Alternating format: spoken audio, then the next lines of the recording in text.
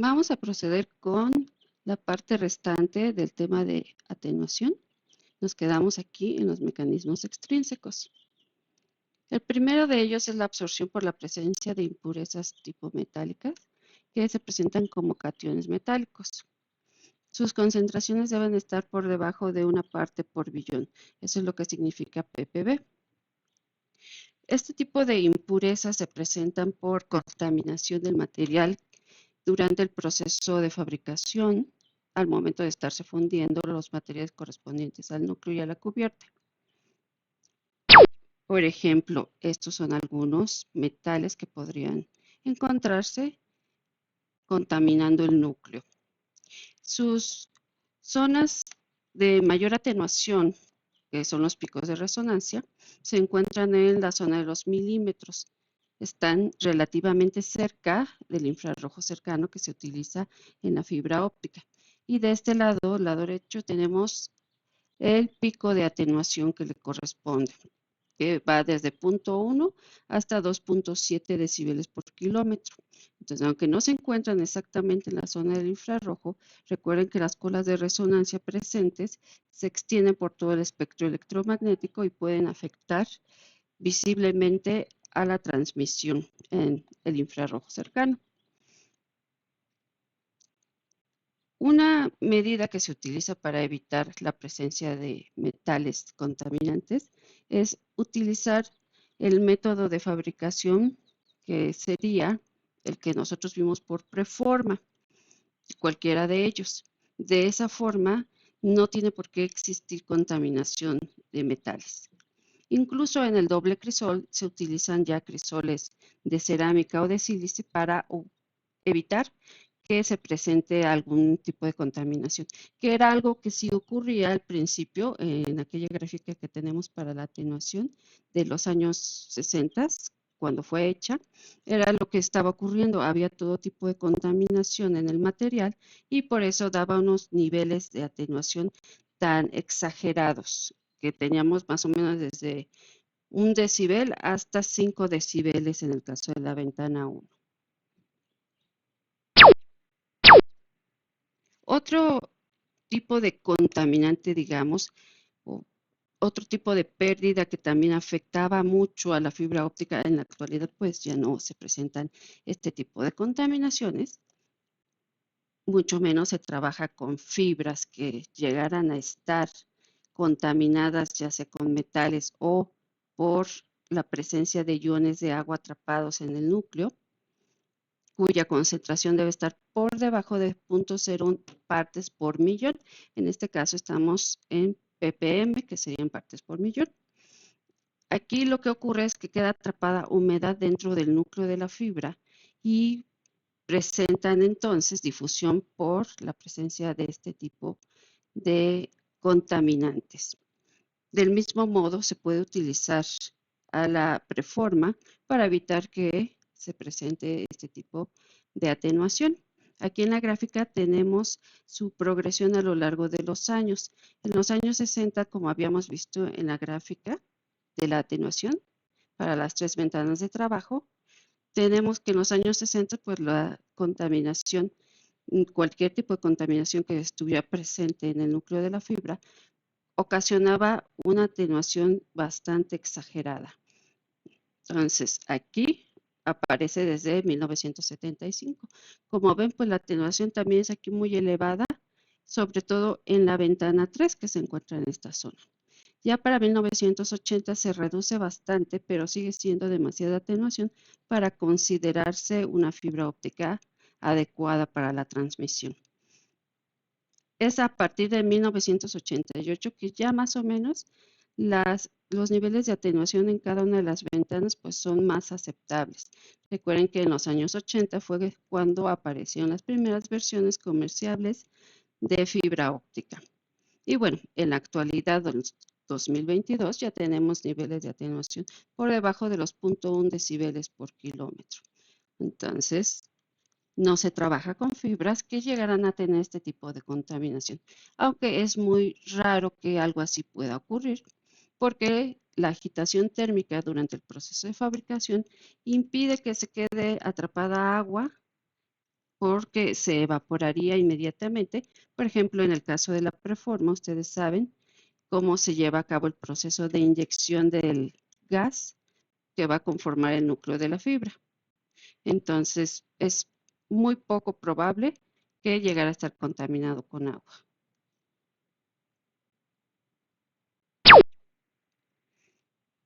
Otro tipo de otro tipo de difusión que se puede presentar, aquí es difusión lo que se está dando, no absorción, es por la presencia de hidrógeno, pero en este caso no se trata de contaminación propiamente dicho, sino que la fibra ya ha cumplido con su tiempo de vida. Al estar expuesta a la intemperie o donde quiera que esté instalada, por ejemplo, las fibras submarinas, que están expuestas a muchos daños, las fibras aéreas del mismo modo, sol, lluvia, errores humanos, etcétera, puede llegar a dañarse no solo el revestimiento de la fibra, sino que pueden llegar fisuras incluso hasta el núcleo de ella. Ya prácticamente se está rompiendo. Entonces, en ese caso, empieza a meterse todo tipo de impurezas, en este caso es hidrógeno, y provocan que haya el fenómeno de la difusión. La luz se empieza a dispersar en todas direcciones, incluso de vuelta a la fuente. Entonces, como ya ha cumplido su tiempo de vida, pues lo recomendable es retirarla. Es más, en cuanto una de ellas cumple con su tiempo de vida, digamos como su fecha de caducidad, se la sustituye. No se pueden arriesgar a que en algún momento se presente la caída del enlace y se pierdan las comunicaciones. Entonces, en este caso también es debido no tanto a error humano, sino simplemente que la fibra pues ya cumplió lo que tenía que cumplir. Las pérdidas por este tipo de difusión van desde los 2.5 decibeles a los 4.8 decibeles, más o menos, en estas longitudes de onda. Estamos aquí en ventana 3. En cada ventana, pues vamos a tener niveles muy elevados de atenuación a causa de la presencia de hidrógeno. Pero como decíamos, no se trabaja con fibras que ya han cumplido con su expectativa. El último tipo de pérdidas por factores extrínsecos van a ser la presencia de curvaturas, ya sea macrocurvaturas o microcurvaturas. En el caso de las macrocurvaturas, se consideran macrocurvaturas cuando el filamento de fibra, que tiene su núcleo, su cubierta y su protección plástica, ha sido doblado más allá de su radio crítico, que es el radio máximo al cual se puede doblar una fibra sin que se presente alteración en la distribución modal. Por ejemplo, aquí en esta imagen tenemos al modo fundamental en azul y otro modo en color rojo. Entonces, aquí el modo fundamental, al encontrarse con la curvatura, cambia su trayectoria, que es, por supuesto, un efecto nada deseado, porque puede presentarse atenuación en cualquier otro punto de la fibra, y si se altera el modo fundamental, pues prácticamente nos quedamos sin transmisión, dado que tiene el 75% de la potencia. Y aquí en el caso del otro modo que está en color rojo, pues se sale hacia la cubierta, totalmente se pierde. Entonces, esto ocurre porque al momento en que encuentran la curvatura, para los modos de propagación es como si ya no existiera el material donde venían viajando, sino que hay aquí un cambio entre el vidrio y el aire o lo que sea que esté recubriendo, y se dispersa, sale de la fibra y se pierde el modo. Esto lo podemos ver a través del número efectivo de modos, cuando al tener nosotros una cierta distribución modal al inicio de la fibra, resulta que al final de ella ya no recuperamos la misma cantidad de modos y ya no se encuentran los modos ni siquiera acoplados con algún modo adyacente. Eso probablemente entonces se deba a que hay una macrocurvatura en algún punto de la fibra. Para encontrarla se puede utilizar un OTDR, que es un dispositivo de medición de pérdida óptica, de atenuación, que nos va a decir en qué zona se encuentra el defecto y de qué se trata. Más adelante vamos a ver a detalle el OTDR y otro dispositivo que se llama el OLTS, que también mide potencia óptica. En el caso de estas macrocurvaturas y esa fórmula que tenemos para encontrarlas, es válida únicamente para las fibras multimodo. Recuerden que la monomodo únicamente se puede analizar mediante la teoría electromagnética. Entonces la vamos a ocupar únicamente para fibras multimodo de índice abrupto. Aunque en realidad nosotros no la ocupamos casi, puesto que tenemos otros métodos para encontrar las pérdidas. Y en el caso de las microcurvaturas ya las habíamos visto en la primera unidad. Aquí vuelven a aparecer. Ya sabemos que son defectos en la interfaz núcleo cubierta que se presentan así de esta forma y tienen unas dimensiones cercanas a la longitud de onda de la luz que se está propagando. Ocasionan que se disperse también el modo de propagación y normalmente se convierta en un modo radiado. Puede ser porque alguna fuerza mecánica externa la aplastó y le provocó esto, o bien defectos ya desde el momento de la fabricación por un pobre protocolo de seguridad al momento de hacer el estirado de la fibra. Entonces vamos a tener este tipo de problemas. Del mismo modo, con un OTDR podemos encontrar el lugar donde se encuentra la curvatura. En el caso de estas curvaturas, macro o microcurvaturas, las podemos reducir evitando que se dañe el cable. Eso se hace mediante el revestimiento. Entre más protegida esté la fibra, más difícil va a ser que ésta se dañe por aplastamiento, porque la doblaron de más, etc. De hecho, el miembro central de refuerzo que tienen los cables de fibra óptica evita que se doblen más allá de su radio crítico. Es tan rígido este miembro central de refuerzo que no se le puede doblar. Si ustedes observan las fibras aéreas, incluso son de cable autosoportado que tienen no solo un miembro central de refuerzo, sino que tienen uno externo, una varilla metálica adherida en forma de 8 que evita que ustedes lo puedan doblar siquiera un poquito. Entonces es bastante resistente y prácticamente imposible que con sus manos lo puedan doblar. Lo mismo por aplastamiento. Es muy dura la cubierta y evita que las fibras que están en su interior salgan dañadas. Ahora vamos a proceder con el tema de la medida de la atenuación. Vamos a tener aquí una fórmula que va a estar en decibeles por kilómetro, es el estándar, mediante logaritmos de base 10. Ya sabemos que la atenuación se presenta en cualquier sistema de telecomunicaciones. Únicamente en el vacío se podría propagar sin ningún problema, pero al estarse propagando esta luz en cualquier otro medio físico, entonces va a presentar absorción y difusión. Vamos a suponer que tenemos esto, como si fuera una pequeña hojuela de vidrio que está comprendida entre la superficie 1 y la superficie 2. El flujo de potencia que viene, entonces aquí va a sufrir una ligera alteración que llamaremos delta P. Esa va a ser su reducción de potencia. Y el espesor de esta hojuela va a ser delta L. Sabemos que la atenuación se incrementa al incrementarse también la distancia de recorrido.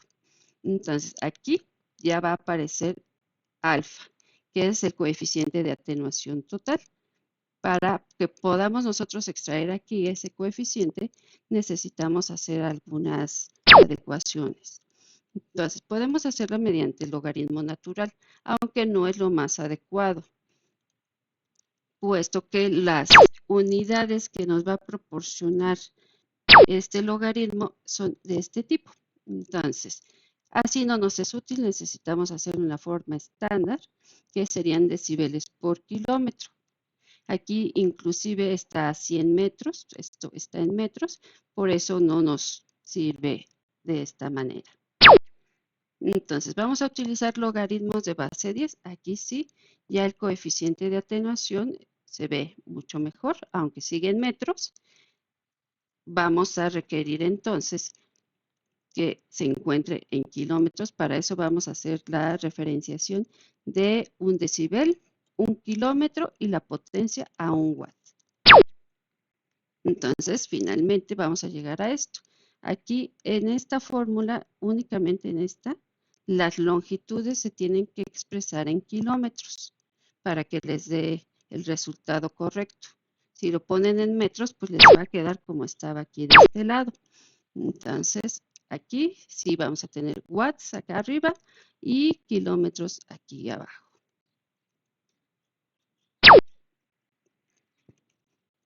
Finalmente, para resumir, vamos a tener entonces que nuestro coeficiente de atenuación total lo podemos obtener ya sea mediante estas aproximaciones de las fórmulas de absorción y difusión, que sería la absorción infrarroja y el scattering-Rayleigh, o bien mediante la fórmula anterior que veíamos para el coeficiente de atenuación total en decibeles por kilómetro mediante los logaritmos de base 10.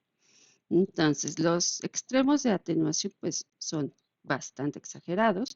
Recuerden que en un enlace la máxima atenuación permitida es de menos 3 decibeles por kilómetro. Entonces, aquí pues estamos haciendo referencia a la gráfica que teníamos originalmente en la que aparecen estos niveles de atenuación. Ahora sí, vamos a ver la medición de la pérdida de potencia óptica, por supuesto. Para ello vamos a utilizar dos dispositivos. Este es el más avanzado. De hecho, estos son los más sofisticados. En el caso del otro dispositivo se ha quedado ya en desuso porque existe el OTDR que prácticamente hace todo. Entonces, vamos a tener que el OTDR es un reflectómetro óptico en el dominio del tiempo. Lo que va a hacer este reflectómetro es lanzar pulsos a la longitud de onda que ustedes le indiquen y recoger los rebotes de la luz que se generan en cualquier defecto o en cualquier cosa que encuentran en su camino. En función de esa luz que está rebotando y regresando de vuelta al OTDR, va a determinar qué tipo de defecto es o qué cosa es y en dónde se encuentra, cosa que es muy útil para no tener que estar revisando toda la fibra. Aquí, por ejemplo, en esta gráfica tenemos una fibra de 20 kilómetros de longitud. Entonces, no vamos a revisar los 20 kilómetros, porque el OTDR nos va a indicar aquí en el eje X a qué distancia aproximadamente se encuentra. Los OTDRs tienen 4 cursores, 2 en X y 2 en Y, para que ustedes puedan observar exactamente en dónde se encuentran con un cierto rango de error de 1 o 2 metros para que busquen lo que se encuentra causando atenuación. Por ejemplo, aquí tenemos una curvatura más o menos en el kilómetro 16.7, algo así. Acá tenemos un empalme, este no es un defecto, simplemente es un empalme que seguramente es requerido. Y aquí tenemos otro doblez igual. Vamos a interpolar acá en el eje X para saber en dónde se encuentra. Y en este caso, bueno, tenemos dos conectores muy cercanos aquí. Este es nada más un ejemplo. Aquí y aquí, al final de la fibra, tenemos dos picos de atenuación, uno al inicio y otro al final de la fibra. Esos no forman parte de la atenuación total, por supuesto. Aquí simplemente está indicando que ya se acabó la medición y por eso marca como si fuera un pico de atenuación, que en realidad no lo es. Y de este lado, pues es el conector del OTDR, entonces ese no se va a quedar así, va a tener la fibra su propio conector al dispositivo al que vaya a estar ligado. Entonces, ni este ni este van a formar parte de las mediciones que está haciendo. Es nada más la indicación de entrada y la salida. En esta gráfica, por ejemplo, este es un OTDR real. Tenemos aquí simplemente una línea. Quiere decir que aquí no hay nada conectado, no hay splices, no hay curvaturas, no hay defectos ni conectores. Entonces, nada más tiene los picos de atenuación al principio y al final, que ya sabemos que no se contabilizan en la atenuación total. Entonces, los cursores se pueden desplazar entonces sobre el eje X y sobre el eje Y para que ustedes observen pedacito por pedacito en caso de que quieran ver en dónde se encuentra un defecto o en dónde está un conector o un empalme y dirigirse directamente a esa zona. Entonces, aquí abajo de la pantallita van a aparecer todos los datos que ustedes puedan requerir al momento de hacer la revisión del enlace. Y tiene múltiples funciones aquí. Puede medir diferentes tipos de fibra. Ustedes tienen que alimentar, digamos, al OTDR con cierta información para que pueda iniciar las medidas. Y a cambio, el OTDR les va a dar diferentes tipos de atenuación, por ejemplo, la atenuación por empalme, la atenuación por conector, la atenuación entre dos tramos de fibra, la atenuación de extremo a extremo, etcétera. Así, de esta forma. Este es un OTDR más pequeñito, de bolsillo, para poder trasladarlo de aquí para allá. Los otros eran más grandes, tenían más funciones, pero en este caso también podemos extraer la información del OTDR y llevarla a una computadora para procesarla. Entonces, tenemos que indicarle al OTDR cuál es el índice de refracción de la fibra, cuál es el ancho de pulso que queremos, el rango de mediciones, que por lo menos debe ser de 1 kilómetro en adelante, la longitud de onda que queremos censar, la cantidad de muestras por segundo y el tipo de fibras del que se trata, si es monomodo o si es multimodo. Y podemos obtener esta información: atenuación entre dos puntos, las pérdidas por empalme, la pérdida de retorno, la pérdida por conector, la atenuación por tramo, la atenuación total, etcétera. Y desde luego la distancia a la que se encuentra cada uno de esos elementos. Y el otro dispositivo del que hablaba es el OLTS, que es un dispositivo de medición de pérdida óptica, simplemente. Como ven, aquí la pantalla pues lo dice todo. No tiene ningún tipo de gráfica y lo único que nos va a decir es la pérdida total. Cuánta potencia se está perdiendo de extremo a extremo en decibeles por kilómetro. Este dispositivo necesita dos entradas, porque se va a comunicar con otro OLTS que va a estar conectado del otro lado de la fibra. Uno va a estar a la entrada, otro a la salida. Entonces, para empezar, se requieren dos de estos que se van a estar comunicando entre sí. También tienen que indicarle la longitud de onda que quieren medir y el tipo de fibra del que se trata. Pero únicamente les va a dar la atenuación de extremo a extremo, la pérdida total. Entonces, este dispositivo ya ha caído en desuso precisamente por lo limitado de la información que proporciona, y el OTDR finalmente puede suplir todas esas necesidades que podemos tener. Y también podemos encontrar la pérdida total, la atenuación total de todo el enlace con un OTDR. No es necesario tener al OLTS. Su única ventaja, digamos, es que podemos tener la atenuación total de ida y de vuelta, de A a B y de B a A, porque tenemos conectados los OLTS en cada extremo. Pero eso también podemos lograrlo con el OTDR conectándolo primero en un extremo y luego al otro extremo. Entonces, como ven, se parecen únicamente en la carcasa, pero la pantalla pues ya indica únicamente aquí la atenuación total, la pérdida total. Y bueno, los botones también están muy limitados, sus funciones son bastante limitadas. Entonces, en comparativa, pues el OTDR es el mejor dispositivo que podemos utilizar para estar observando lo que ocurre en una fibra óptica. Esta sería ya el final de la presentación 2, el tema de atenuación. No es muy larga, esto es únicamente lo que nos faltó. Si hay alguna duda, lo vemos en la próxima clase. antes de que inicien las exposiciones.